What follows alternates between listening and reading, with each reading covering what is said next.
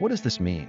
Poverty in relationships signifies a deficiency of emotional, mental, or spiritual richness in connections.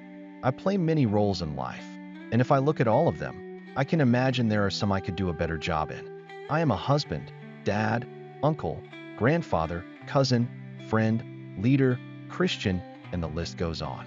How about you? Have you thought of the roles you play? As I look at my roles and ask myself, could I do better? The answer is, of course. I found it fascinating that sometimes I allow myself to live in relationship poverty. It's a tremendous blind spot, and I can see that my relationships could be better regardless of what role I play. It is fascinating that even though I know it, I generally don't make a plan to improve it. I look at my finances and see what I can do to improve my spending or savings. I look at where I live and what I drive and don't think twice about improving those two things. It is amazing that as important as relationships are, I spend very little time or attention on maintaining them or building them. When I first meet someone, I put my best foot forward, showing the most polished version of myself.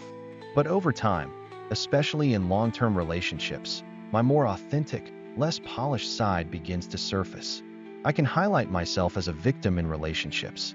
I can blame the other person, and when I blame, I don't have to change because I am not culpable in any way.